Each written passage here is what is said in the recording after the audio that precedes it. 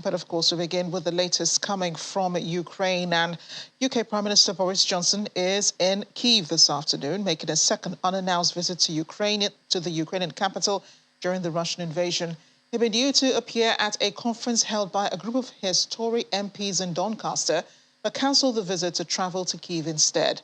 The visit comes a day after leaders of 4 European nations visited the Ukrainian president and publicly backed Ukraine's bid for candidacy status to join the EU.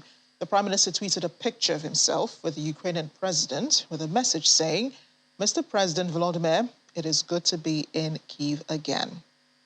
In the meantime, Russian President Vladimir Putin says the country is entering an era that is beginning as a powerful sovereign nation, telling an economic conference in St. Petersburg, "We will definitely use the colossal opportunities provided by current times and will be even stronger," adding that it is obvious that the rules, the essence of the new order, will be set by strong sovereign states and that others are doomed to remain rightless colonies. He has implored Russian businesses to keep working in the country, explaining that there is huge potential in Russia, telling them it is safer in your own house, and those who didn't want to listen to this have lost millions abroad. During his speech, he said Russia will develop as an economy and will never stop along a path to isolation, despite the unprecedented sanctions imposed by the West following Moscow's invasion of Ukraine. President Putin says Russia will keep dealing with Western companies and he hopes gas flows will increase via new routes, adding that Russia will continue to expand economic cooperation with those who want it. Talking about Russia's so-called special military operation, he says Russia's decision to start the operation was forced on the country. He said it was aimed at protecting our people. His words, the people of Donbass in eastern Ukraine, as he repeats his unfounded accusation that they were being subjected to genocide.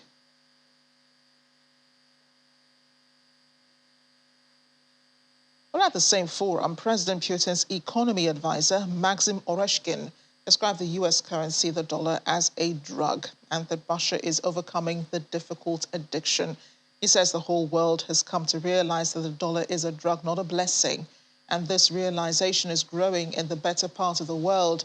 They wanted to isolate us, but they won't succeed. Russia will be an open economy. We have many partners, in his words.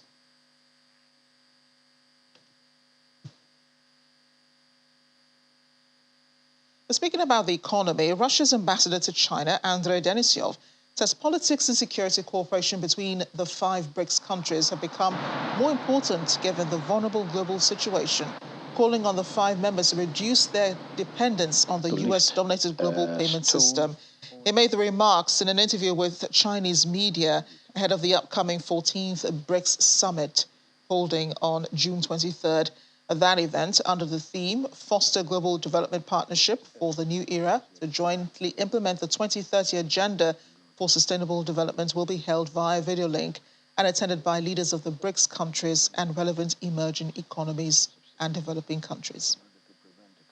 Our expectations are great, and preparatory work gives us reasons to have high aspirations. Our main desire is how to withstand, how to resist that vulnerability, and how to mitigate the impact of the current situation on the development of national economies of our countries and the regional and global economy as a whole. This year we have convened quite a number of meetings together with international institutions like, for example, UN Office of Counterterrorism, which was very good, very helpful to the experts of BRICS countries how to deal with counterterrorism in global scale.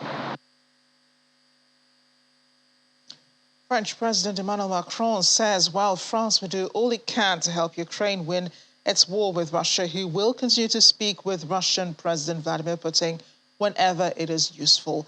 The leaders of Germany, France, and Italy, all criticized in the past by Kyiv for support viewed as too cautious, visited Ukraine on Thursday and have offered the hope of EU membership to a country pleading for weapons to fend off Russia's invasion. President Macron also said he saw little chance of an agreement with Russia for now to get grain out of the Ukrainian port of Odessa, but said there were talks to regenerate rail routes linking Odessa to the Danube River, to the Danube in Romania as an alternative. Ukraine's inability to use its major deep-sea port, Odessa, because of Russia's military incursion has led to a jump in global food prices and warnings by the United Nations of hunger in poorer countries that rely heavily on imported grain.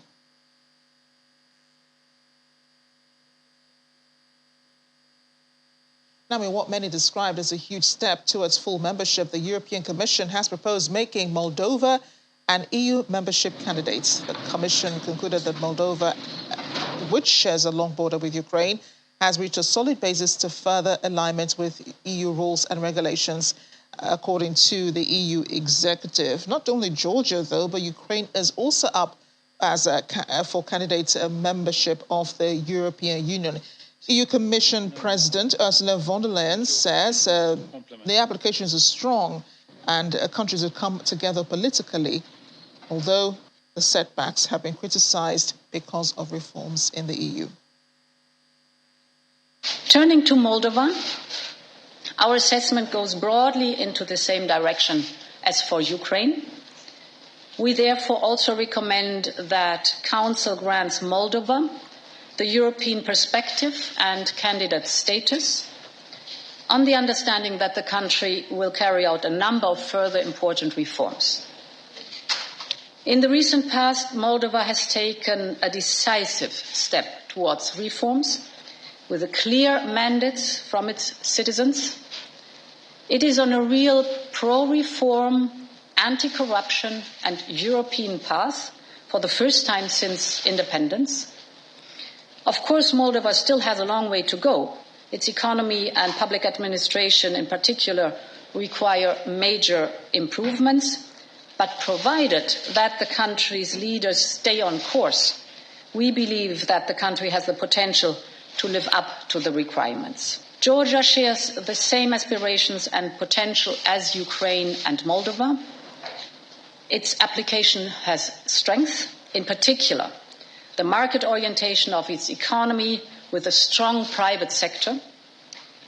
To succeed, the country must now come together politically to design a clear path towards structural reform and the European Union, a path that concretely sets out the necessary reforms, brings on board civil society, and benefits from broad political support. The European Commission President Ursula von der Leyen, now much earlier she had spoken about Ukraine and Ukrainian membership, as a candidate membership of the European Union, which we'll hear in just a minute. And that's because there have been processes involved in this. Those four European leaders who met with the Ukrainian president yesterday did throw their support behind Ukraine's membership of the European Union. Joining me now is Foreign Affairs commentator Collins Weke. He's in Brussels. Collins, thank you again for being here. I know we spoke to you yesterday, but this is new. Yes, news of EU candidates membership for Ukraine. It may be considered good news, but many wonder whether this will not further stoke Russian aggression towards Ukraine. Thank you, Marachi, for having me. We had Emmanuel Macron yesterday and today actually making some very, very important, statements in regards to the question you just posed. And why is it important to listen to Emmanuel Macron? It is important because he's been the one speaking to Vladimir Putin. He's the one that just returned from Ukraine and saw things by himself. And what he said is that the prospect of Russia allowing, export of food, particularly grain from Ukraine to the rest of the world to avert the impending hunger is far, far remote, and so he's exploring other, options. Now, if you, probe Macron further, he will be fair enough to tell you that Vladimir Putin is not in a hurry to stop the aggression in Ukraine. So, of course, it is easy for Putin to claim that he is further aggrieved by, Ukraine, leaning more and more towards Europe, and Europe not closing its door against Ukraine, and perhaps lean on that as an excuse to, continue its war. But it is simply what it is, which is an excuse. And so, this is one of the positive fallouts of the aggression. Well, positive depending on how you look at it, because the Russian war on Ukraine puts the entire future European order at risk. It is already forcing a fundamental, reconsideration of the EU's and its neighbors' interests. So, actually, the EU chief making this announcement prior to a summit taking place a week from today, next week, Friday, actually set the pace to admitting Ukraine into the EU fold as a candidate member. Whether Russia will accept that, of course, we all know that it's not going to be acceptable, but it doesn't change anything. Yeah, and I can just imagine, what the Russians think. We do know what the Russians think. Of course, the Kremlin released a statement just after that. Spokesperson Dmitry Peskov talked to reporters about this, and he said Russia is closely following Ukraine's efforts to become a member of the European Union, especially in light of, increased defense cooperation within the EU. He's talking about the weapons that are coming from the West. Now, going back to the European Commission President Ursula von der Leyen, she said we have one clear message, and that is Ukraine deserves European perspective. Ukraine should be welcomed as a candidate country. This is the understanding. The good work has been done, but important work remains to be done. What does it mean to be in candidate membership of the European Union, and what benefits are there? Yeah, what it essentially means is that their candidacy triggers negotiation to actually ascend into the fold as a full-fledged EU member. It is a long and tedious process that takes an average of 4 or 5 years. So the journey will only just officially start on Friday next week. Now, you also have to look at the Russian aggression as actually the main force behind the trigger, because initially when it was announced that Ukraine is going to, officially apply, anti-expansionist, EU leaders, for example, the Prime Minister of the Netherlands, was like, wait a minute. Even Macron actually went a bit philosophical, not standing here nor there. But seeing what is unfolding in Ukraine through the Russian aggression, it became very clear to all of them that, the European order is at, more serious risk than it has ever been before. And it has actually brought the Europeans closer, extending the argument a bit to the other side, and that is NATO. You have also seen how this war has actually, solidified NATO even more, which is contrary to what, Putin had in mind. Now, what it offers Ukraine is greater protection, more economic advancement, and so on and so forth. But let's be very careful about this. All of these benefits are not going to fall due until they ascend to full-fledged membership. But in the interim, there are things like, visa-free arrangement as part of the, gradual integration process. They will make those benefits. And of course, when you have a free visa entry, into a country, it enhances indirectly economic development and so on and so forth. So there are many benefits there, not only for Ukraine, but also for Europe that has that ambition to expand as much as possible, but to avert against, Russia and its aggression, expansion eastward is something that they have now taken as a major foreign policy decision. Yeah, and I want to focus on what President Putin said in his speech today at the Economic Forum. He said a lot of things, of course, extolling Russia's virtues, and speaking, repeating some of the rhetoric he said in the past, how Russia was pushed into this war and all of that. He talked about a new era for Russia, and also talks about how Russia beat all of the opposition from the West. Russia's still thriving. What do you make of that, and what do you think it means, by a new era for Russia? I mean, it goes without saying that Russia has entered a new era. Now, whether he meant that to be a positive era, and of course, we can only suspect that that is what it means, but it is far from it. Russia has stepped into an era of isolationism because basically, up to 80% of the world is actually, supportive of the coalition for Ukraine. They may not be for a coalition against Russia, depending on, the national interests of the individual countries. But the point is that more and more, Russia is, is feeling more isolated, more desperate. I mean, you could, read that from the undertone of his statement. So yes, it is a new era, but that era is certainly not favorable for Russia. Sorry, I've forgotten the other bit of your question, Amarachi.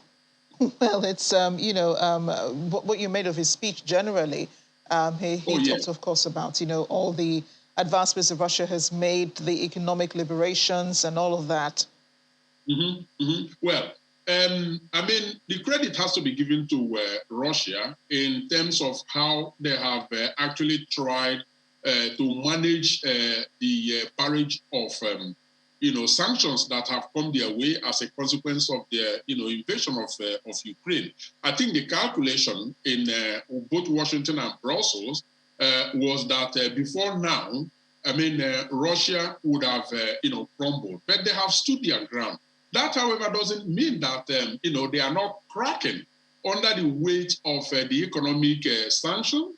And, of course, the fact that, a number of key countries that they expected will line up solidly behind them have actually either remained silent or, actually taken the side of the Western alliance. But yes, they have stood strong. Now, how long they will stand strong considering the resolve by both Europe and the NATO alliance to support solidly Ukraine with weapons, economic development, and even planning already post-war reconstruction of Ukraine. So all of this put together makes you begin to doubt how long, Russia can hold strong. And it will surprise any analyst if Vladimir Putin doesn't realize this. But, of course, he's been a brave guy by speaking out in the manner that he spoke. And Russian propaganda is strong, isn't it? Thank you so much, Absolutely. Collins. Appreciate your analysis on this. We'll be reaching out to you, of course, some more, because I know there will be developments to this story. Thanks again. Always a pleasure. Cheers.